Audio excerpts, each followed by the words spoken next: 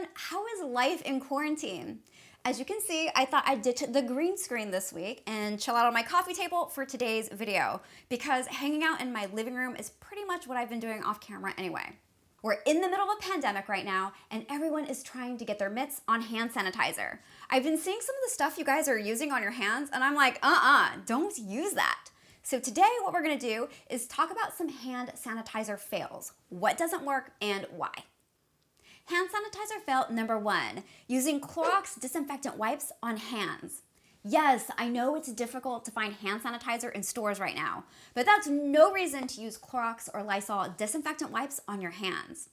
Not all surface cleaners and disinfectants kill SARS-CoV-2, the virus that causes COVID-19. But even the wipes that do, like Clorox and Lysol disinfectant wipes, were never meant to be used on skin. They can cause irritation, and that can be a bad thing. Although coronavirus gets into the body mainly through the respiratory system, cracked and bleeding hands can make you more susceptible to infection because open cuts allow other germs like bacteria to get in.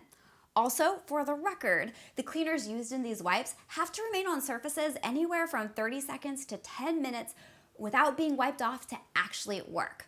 Wiping them off too soon might only clean the surface without actually disinfecting it. Hand sanitizer fail number 2, using some alcohols like vodka or whiskey to sanitize your hands. Like this person who is planning to use Tito's vodka to sanitize their hands.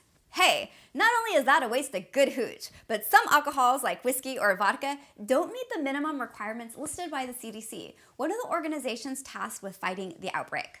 Alcohols like Tito's vodka are only 40% alcohol by volume, and per the CDC, hand sanitizers need to contain at least 60% alcohol to be effective at killing germs. As an aside, while we can't make hand sanitizer with vodka, Tito's Distillery is getting the go-ahead from the Alcohol and Tobacco Tax and Trade Bureau, whoa, that's a long word to say, to make ethanol-based hand sanitizer by adjusting their formulation to fit the CDC's requirements and to meet the shortage.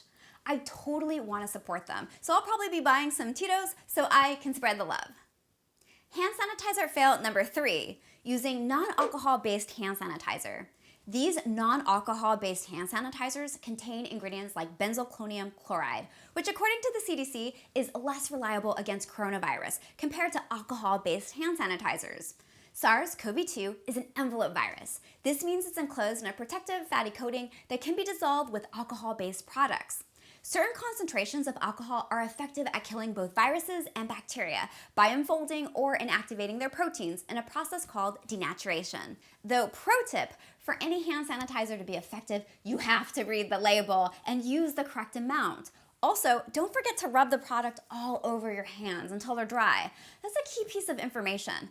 If you wipe the hand sanitizer off on your pants before it fully dries, nice job, but you just made it less effective. Hand sanitizer fail number 4, using antiviral essential oils. People are using essential oils like tea tree, lavender, clove bud, lemon, and eucalyptus oil as an antiviral in the air or directly on skin. Now there is no such thing as antiviral essential oils, period, full stop. If you want to call something an antiviral, it needs to have a randomized, controlled trial conducted on humans, and it takes some time to get to that point. There have been some fascinating studies on the antiviral qualities of essential oils in labs, and I've included those in the description of this video just in case you're curious. But that's a long, long way from saying an essential oil is an antiviral, which means they've undergone rigorous testing and approval like the drugs you see at your local pharmacy.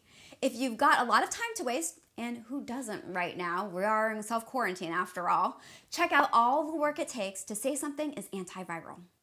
Hand sanitizer fail number 5 comes from a lot of wellness bloggers that are making alcohol-free recipes that include witch hazel and aloe vera. Some are billing this as nature's antiviral spray, but witch hazel only contains 14% alcohol. Wait a minute, didn't I already mention this problem? And per the CDC, hand sanitizers need to contain at least 60% alcohol to be effective at killing germs. Yep, that is not enough to effectively protect yourself from germs. Despite all this talk about hand sanitizer, the CDC says the most effective way to protect yourself is to simply wash your hands with plain old soap and water. Yes, I know you were hoping for something a little bit more modern and sophisticated, but this low-tech option is really kick-ass.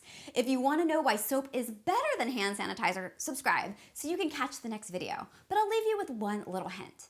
In addition to coronavirus, there are just some types of viruses hand sanitizers can't destroy, like norovirus, aka the stomach flu, and Clostridium difficile, which can give you a case of the poops so severe, it'll make you wish you stockpiled more of these. I decided to make this video because, hey, you're doing this hand sanitizer thing because you want to protect yourself and others, right? Wouldn't it be great if the hand sanitizer you use actually worked? I didn't know a lot of this myself until I started doing the research for this video. And there was this time early on when I wasn't even applying hand sanitizer right. I feel so guilty about that now. So coronavirus, thank you for the lesson in hand sanitizers, I guess. Actually, you know what? You coronavirus. Have questions? Let me know and I'll answer them in the comments or an upcoming vid. Hey guys, I just wanted to leave a final note before I closed out this video. The quarantine has been really tough for a lot of people, and I just wanted to reach out and say if you ever wanted to talk to someone about cosmetics, beauty, or honestly just chat, let me know. I feel like this is a time that we should all be here for each other. You can find me online. Just know that I'm thinking about you guys and I want to see you all safe, healthy, and happy, okay? Take care.